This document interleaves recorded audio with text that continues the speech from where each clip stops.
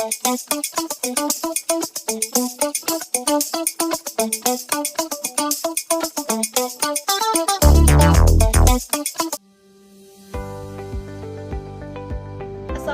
warahmatullahi wabarakatuh. Pada kesempatan kali ini, saya Lydia Azalia bersama teman-teman saya memiliki kesempatan untuk menjelaskan mengenai format dari penulisan skripsi. Teman-teman mahasiswa baru, pernah nggak sih kalian dengar kating-kating kalian curhat tentang stres karena lagi ngerjain skripsi? Emang apa sih skripsi sampai bikin stres kayak gitu? Nah, skripsi itu dapat berubah hasil kajian selama mahasiswa melaksanakan magang kerja, laporan sebuah penelitian, pengembangan suatu perangkat lunak, rancangan mesin, dan lain sebagainya. Skripsi merupakan salah satu syarat kelulusan bagi mahasiswa. Skripsi harus ditulis sesuai dengan kaidah kebahasan bahasa Indonesia yang benar, sehingga format dalam mengerjakan sebuah skripsi tidak boleh sembarangan. Karena itu, kami izin untuk mempresentasikan mengenai tata cara penulisan skripsi. Sebelumnya, apa sih tata cara penulisan itu? Tata cara penulisan meliputi berbagai aspek, seperti jenis dan ukuran kertas, tata cara pengetikan, peletakan daftar dan letak gambar, tata cara penulisan nama, dan berbagai lainnya. Masuki bagian yang pertama adalah bahan dan ukuran yang harus digunakan untuk penyusunan skripsi. Berikut akan dijelaskan oleh teman saya Desvita. Baik, selanjutnya perkenalkan saya Desvita Esa Fitri dengan NIM 2404080028. Pada kesempatan kali ini saya akan menjelaskan tentang bahan dan ukuran yang digunakan dalam penulisan skripsi. Untuk yang pertama itu ada naskah. Jadi naskah skripsi ini dibuat di atas kertas HVS yang berukuran A4 dengan minimum berat 70 gram dan tidak dibolak-balik. Kemudian yang kedua itu ada sampul. Pada sampul skripsi ini menggunakan kertas buffalo atau sejenisnya dan diperkuat dengan karton yang dilapisi dengan laminatif. Dan pada tulisan yang tercetak atau terdapat pada sampul ini itu sama dengan halaman judul dan ditulis dengan menggunakan tinta hitam. Pada halaman sampul ini memuat yang pertama itu ada judul. Judul ini biasanya dibuat dengan singkat dan berada pada bagian atas. Kemudian di bawahnya itu ada logo universitas dengan diameter kurang lebih 5,5 cm. Kemudian ada nama lengkap mahasiswa dengan NIM-nya, program studi dan universitasnya. Kemudian pada bagian bawah terakhir itu ada tahun ujian skripsi terakhirnya. Untuk yang ketiga itu ada halaman judul. Pada halaman judul ini berisi tulisan yang sama dengan halaman sampul depan dan menggunakan kertas putih. Jadi seperti yang saya katakan tadi. Untuk yang keempat ada nomor persoalan. Pada nomor persoalan ini memuat judul skripsi, nomor persoalan, mata kuliah yang berhubungan dengan persoalan skripsi, ada nama mahasiswa, NIM, prodi, serta tanda tangan oleh dosen pembimbing. Yang kelima itu ada halaman pengesahan. Pada halaman pengesahan ini memuat tanda tangan para pembimbing skripsi, para penguji, dan tanggal ujiannya. Kemudian yang keenam itu ada surat atau halaman pernyataan yang berisi tentang pernyataan bahwa isi skripsi ini tidak merupakan ciptakan dan juga bukan dari karya orang lain yang tidak disitasi. Kemudian yang ketujuh itu ada warna sampul. Pada warna sampul ini tidak ada ketentuan khusus dan mengikuti ketentuan atau kebijakan pada masing-masing universitas. Selanjutnya, perkenalkan saya Ahmad Fawi Baikuni dengan NIM 024040800027. Saat ini saya akan menjelaskan pengetikan pada penulisan skripsi. Pada pengetikan disajikan jenis huruf, bilangan dan satuan, jarak baris, batas tepi, pengisian ruangan, alinea baru, permulaan kalimat, judul dan subjudul, rincian ke bawah, dan letak simetris. Pada jenis huruf, naskah diketik dengan huruf Times New Roman 12 poin dan untuk seluruh naskah diketik dengan huruf yang sama. Huruf miring dipakai untuk tujuan tertentu seperti untuk penulisan istilah asing yang sulit diterjemahkan. Lambang, huruf Yunani atau tanda-tanda yang dapat diketik harus ditulis dengan simbol.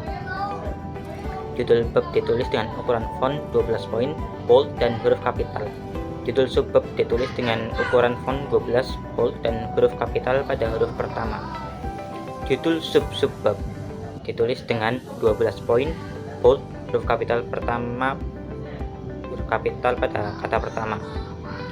Jarak dari kalimat terakhir sampai subbab berikutnya yaitu 3 spasi. Dan jarak dari subbab sampai sub-subbab yaitu sama 3 spasi. Judul bab ditulis di tengah.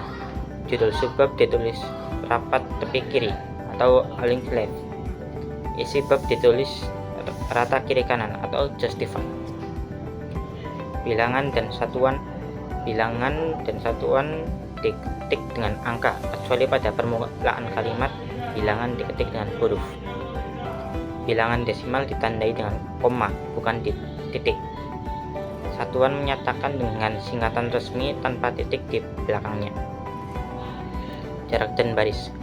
Pada jarak dan baris antara dua baris dibuat 1,5 spasi, kecuali intisari atau abstrak dibuat 1 spasi.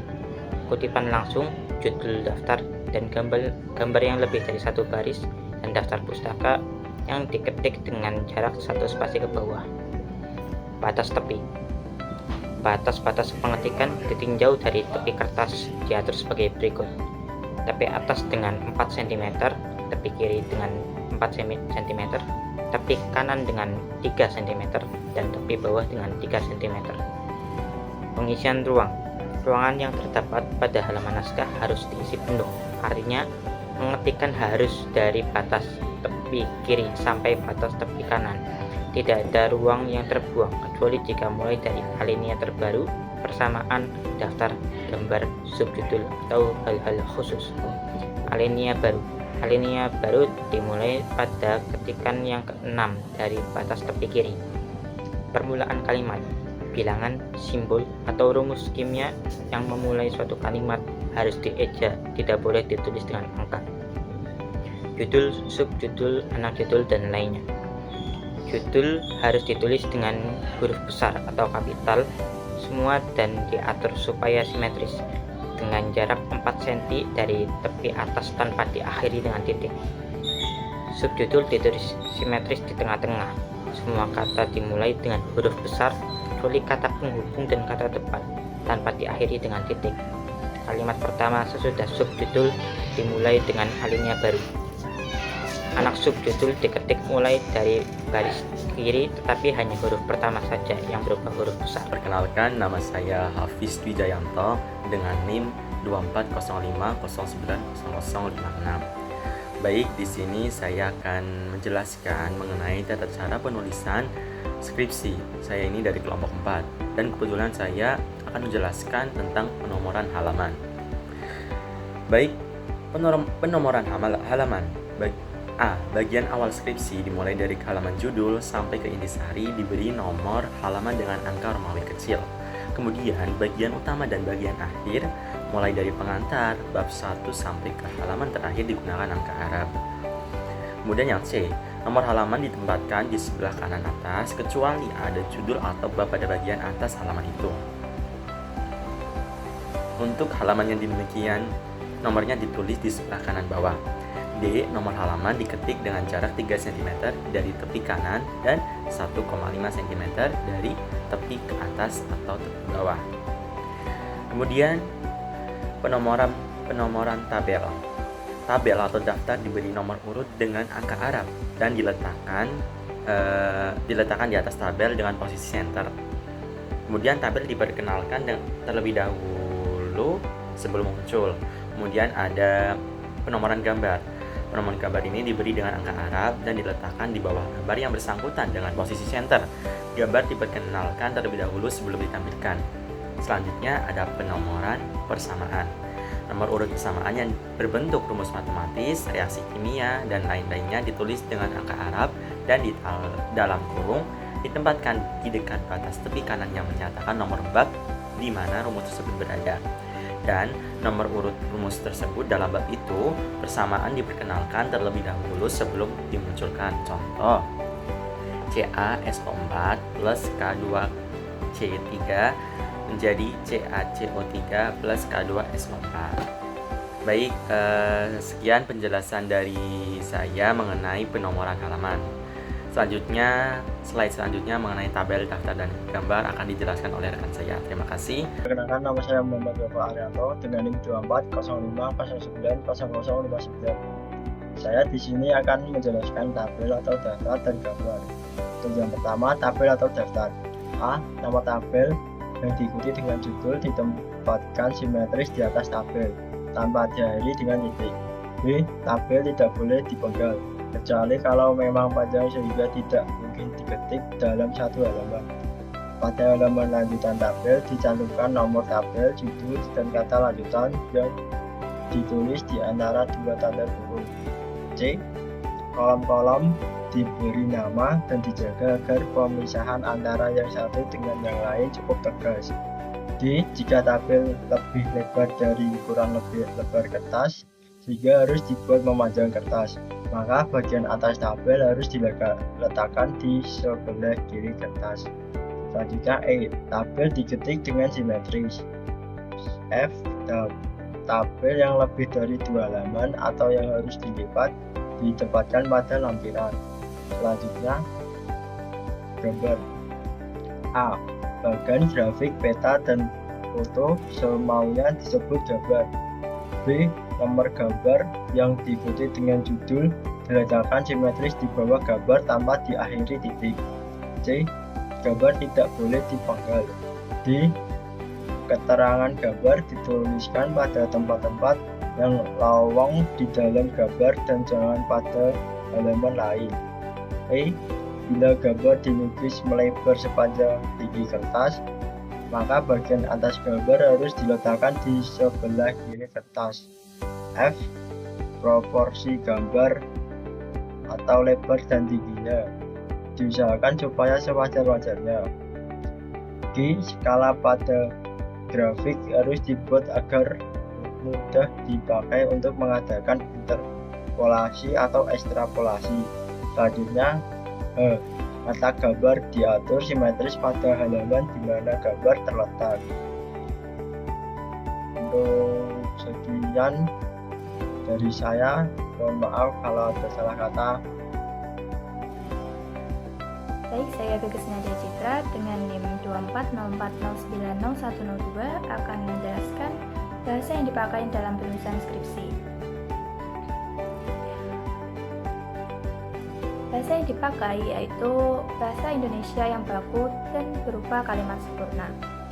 Artinya, bahasa yang digunakan mengikuti kaidah atau aturan yang telah ditetapkan dalam bahasa Indonesia.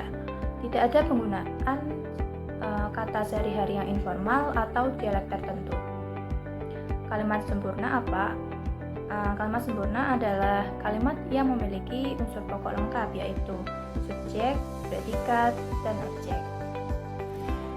Kemudian bentuk kalimat dalam penulisan skripsi tidak boleh muncul kata ganti orang pertama dan kedua seperti saya, aku, kami, engkau, dan sebagainya.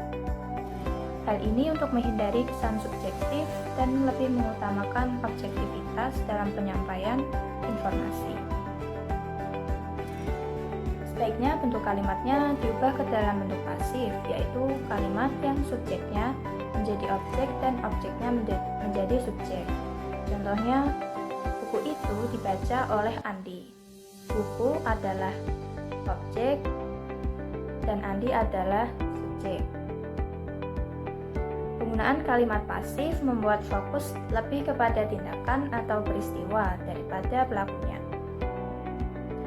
Selanjutnya, istilah yang dipakai dalam penulisan skripsi.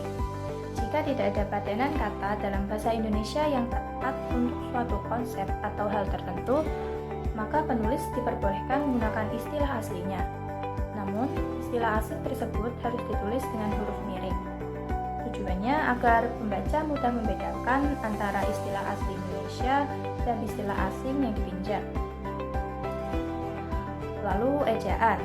Ejaan dalam penulisan skripsi harus mengikuti WETI atau padanan penulisan ejaan bahasa Indonesia. Lalu apa saja kesalahan-kesalahan yang terjadi dalam penulisan skripsi? Yang Pertama, penulisan kata hubung, seperti sehingga dan sedangkan. Tidak boleh dipakai untuk memulai suatu kalimat.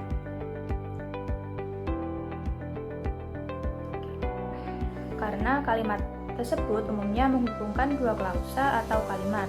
Ketika diletakkan di awal kalimat, hubungan antar ide menjadi kurang jelas dan kalimat terdengar kurang efektif. Misalnya, sehingga saya tidak bisa datang ke acara tersebut. Kalimat ini tentu salah ya teman-teman. Yang benar adalah saya tidak bisa datang ke acara tersebut sehingga saya merasa kecewa. Selanjutnya, penulisan kata depan. Kata depan seperti pada biasanya diletakkan sebelum kata benda atau objek. Nah, jika diletakkan sebelum subjek, struktur kalimat akan menjadi tidak wajar dan sulit dipahami. Misalnya, pada Andi sedang membaca buku. Nah, itu adalah contoh yang salah. Sebaiknya ditulis Andi sedang membaca buku. Nah, kesalahan yang ketiga adalah awalan di harus dibedakan dengan kata depan di. Nah, terdapat perbedaan antara awalan di yang melekat pada kata dasar dan kata depan di yang menunjukkan tempat. Penggunaan yang salah dapat mengubah makna kalimat. Contoh awalan di, dia dipukul oleh teman sekelasnya. Kata dipukul harusnya disambung ya, bukan dipisah.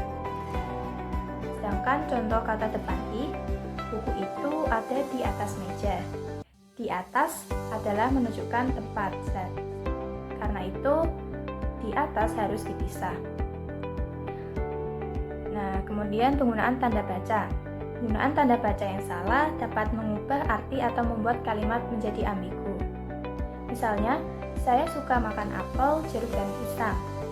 Penulisan ini harus dipisah oleh tanda koma.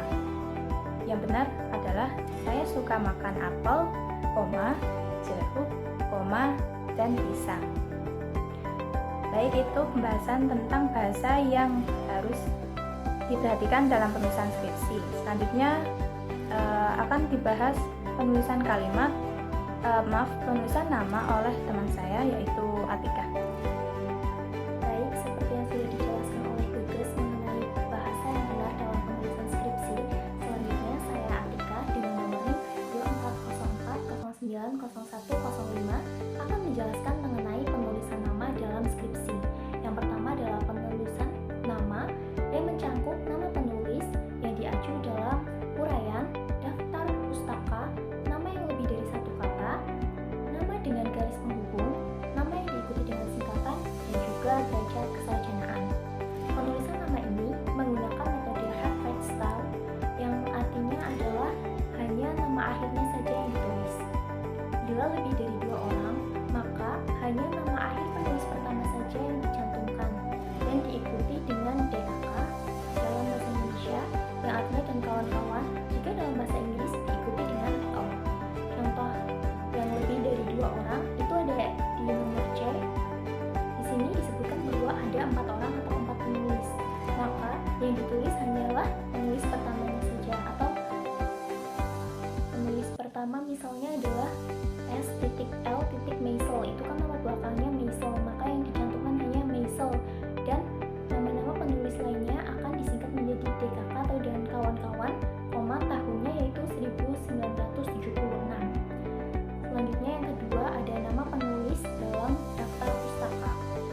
Berbeda dari yang tadi, jika dalam daftar pustaka ini semua penulis harus dicantumkan namanya, tidak boleh mencantumkan DKK atau juga et al. Misalnya, tidak boleh ditulis seperti contoh yang kedua ini adalah Maisel.S.L.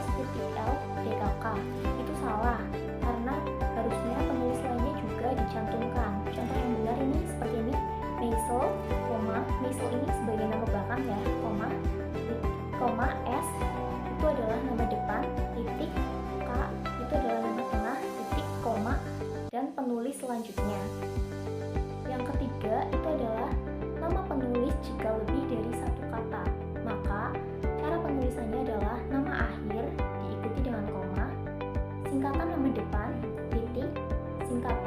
nama tengah, titik, dan seterusnya. Contohnya, yang A ada Sultan Takdir Ali Syahbana, maka jika ditulis adalah Ali Syahbana, nama belakangnya menjadi di depan, koma, S atau singkatan S itu adalah Sultan, nama pertamanya, nama depannya, titik, T itu adalah takdir, nama tengahnya, dan diakhiri juga dengan titik. Yang keempat adalah nama dengan garis penghubung. Jika dalam sumber aslinya ditulis dengan garis penghubung atau di antara dua nama itu ada tanda strip, maka itu dianggap sebagai satu kesatuan. Jadi jika kita menulis kembali harus sama seperti sumber aslinya. Contoh, Sulastin strip Sutrisno, maka jika ditulis kembali akan menjadi Sulastin strip Sutrisno, tidak ada perubahan. Yang kelima adalah nama dengan diikuti singkatan. Nama dengan diikuti singkatan ini dianggap bahwa singkatan menjadi satu kata yang ada di depannya. Misal contoh yang B ada Williams, D titik cross, JR titik, maka jika ditulis menjadi cross JR titik. Kenapa? Karena cross JR ini adalah nama belakang. Selanjutnya ada koma, W atau Williams yang kita singkat menjadi W titik D. Ini disebutkan bahwa menjadi nama tengahnya. Dan jangan lupa titik di akhir. Yang terakhir atau yang keenam ada derajat kesarjanaan. Nah, derajat kesarjanaan ini tidak boleh atau tidak perlu dicantumkan ya. Contoh yang salah seperti ini, Dr titik Ir titik Soekarno itu salah ya, atau Dr. Insinyur Soekarno itu salah. Yang benar itu hanyalah Soekarno saja, tidak perlu mencantumkan gelarnya. Itu tadi materi mengenai penulisan nama. Selanjutnya adalah materi catatan kaki yang akan disampaikan oleh Linda. Terima kasih. Baik, terima kasih atas kesempatannya Kakak Atika.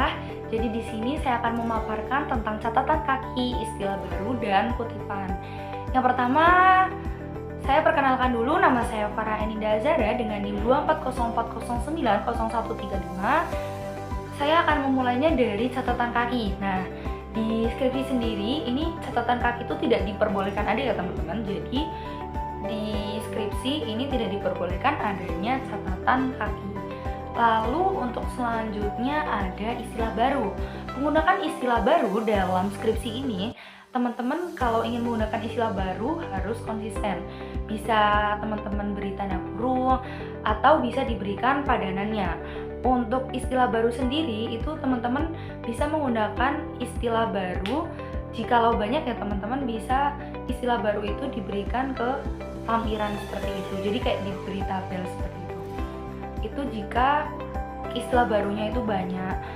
Lalu untuk selanjutnya ada apa itu kutipan. Nah, jadi untuk kutipan ini sendiri, kutipan ini ditulis harus sesuai dengan bahasa aslinya, tidak boleh direka-reka.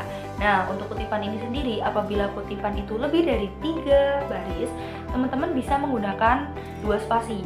Lalu ketika kutipan itu kurang dari 3 baris, teman-teman bisa menggunakan 1 spasi.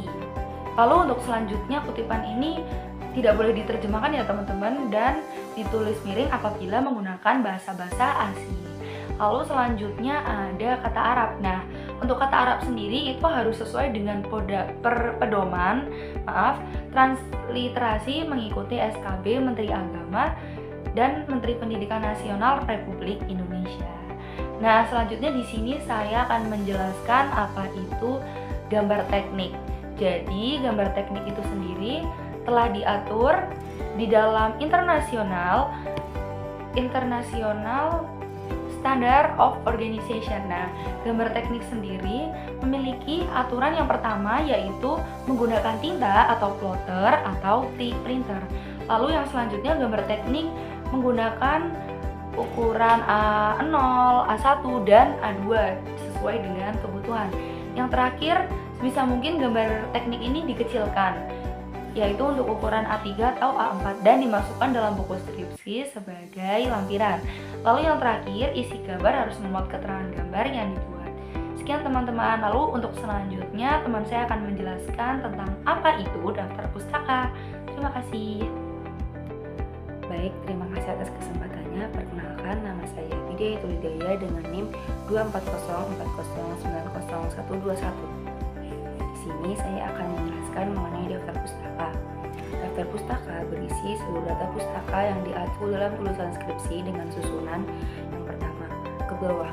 Daftar pustaka ditulis ke bawah berurutan menurut abjad nama akhir penulis pertama atau nama majalah atau penerbit bila tidak ada nama penulisnya. Contohnya, ada Evans Dr. and Olson Dr. dan juga ada Sutrisno A dan Handayani R. Pada contoh ini penulisannya sudah benar karena huruf E ditulis terlebih dahulu baru huruf S. Jadi kita tuh harus menulis, misal ada huruf yang depannya A, maka ditulis terlebih dahulu daripada huruf yang depannya B. Seperti contoh sudah betul, yaitu huruf E terlebih dahulu baru huruf S. Tidak boleh ditulis Sutrisno dulu baru Evan JR. Yang betul adalah Evan JR baru Sutrisno A. Penulisan pada contoh sudah benar. Kemudian yang kedua, ke kanan. Maksud ke kanan yaitu penulisannya ada formatnya. Ada dua contoh format. Yang pertama, jika kalian mengambil sumbernya dari buku, maka tulis dengan format penulis terlebih dahulu, tahun terbit, judul buku, jilid, edisi penerbitan, penerbit, dan kota tempat terbit. Seperti pada contoh, jika kalian mengambil dari sumber buku, yang pertama ada penulisnya yaitu Evan Jr. and Olson Dr. kemudian 2003 sebagai tahun terbit, statistik, data analis and decision modeling sebagai judul buku, second ed sebagai buku jilid, Orientis Hall sebagai penerbit, dan New Jersey sebagai kota tempat terbit.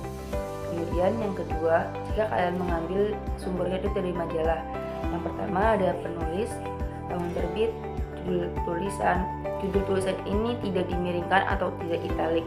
Kemudian ada nama majalah. Untuk nama majalah sendiri, kalau tadi judul tulisan tidak italik, maka untuk nama majalah italik. Kemudian jilid dan nomor penerbitan serta halaman. Seperti pada contoh, untuk yang majalah ada Sutrisno A dan Handayani R sebagai penulis, 2020 sebagai tahun terbit, analisis dampak perubahan iklim terhadap pertanian sebagai judul tulisan tanpa italik. Kemudian nama majalah yaitu Jurnal Ilmu Pertanian di italik, kemudian jilid dan nomor penerbitan serta halaman yaitu volume 15 nomor 3 halaman 45 sampai 60. Itu tadi adalah contoh dari daftar pustaka. Kemudian tadi sudah dijelaskan oleh saudara Atika mengenai tata penulisan nama, bahwa kalau misal jika di daftar pustaka itu semua nama penulis ditulis semua, tidak boleh disingkat DKK atau et al. Kemudian saya akan menjelaskan mengenai cara mensitasi. Ketika kalimat dari penulis sumber atau peneliti sebelumnya sangat berarti untuk mendukung penelitian, maka dilakukan penyitasian pada kalimat tersebut. Namun jangan dilakukan penyitasian dalam keseluruhan tulisan.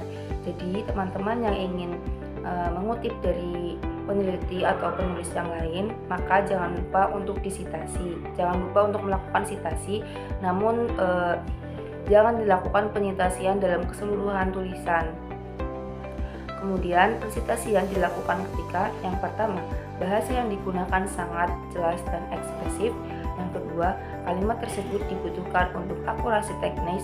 Yang ketiga, kata-kata dari penulis atau peneliti sebelumnya dapat diargumentasikan dalam tulisan. Yang ketiga, ada hal-hal yang perlu dicantumkan dalam penyitasian antara lain.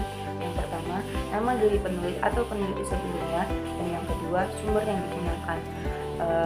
Ada contoh dalam cara mensitasi. Jadi pada contoh tersebut dari mulai seperti yang dinyatakan oleh Alomedica. Jadi kalimat itu tuh diambil dari Alomedica sehingga di akhir kalimat diberi namanya Alomedica, kemudian diberi nama tahun terbitnya. Baik, terima kasih. Cukup sekian dari saya dan akan dilanjutkan oleh teman saya untuk menerangkan untuk menerangkan tata cara penulisan skripsi yang selanjutnya. Terima kasih. Perkenalkan, nama saya Senderina Margarita Kayaru dengan NIM 2404800097 dari kelompok 4. Di sini kami dari kelompok 4 akan menjelaskan tata cara penulisan skripsi. Di sini saya akan menjelaskan frase dan kesimpulan. Prafase adalah penggunaan kata-kata pada sumber lain untuk kemudian dituliskan dengan kata-kata versi sendiri oleh penulis.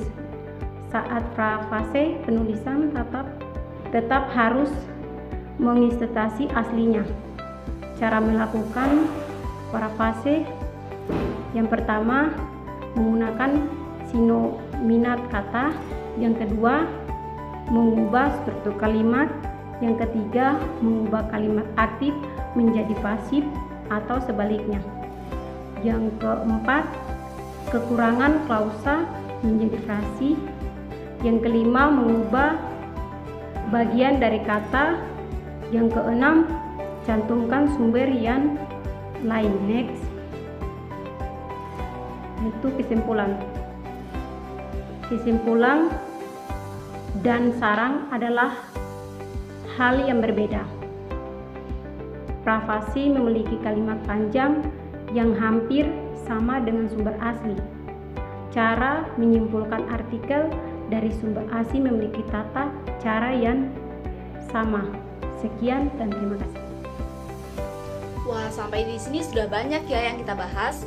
Semoga penjelasan kami tentang tata cara penulisan skripsi dapat membantu teman-teman dalam penyusunan skripsi mendatang. Nah, jika ada sebuah materi yang teman-teman kurang paham nih, kalian bisa bertanya di forum diskusi yang nanti akan disediakan ya. Cukup sekian penjelasan dari kelompok 8. Saya akhiri, wassalamualaikum warahmatullahi wabarakatuh.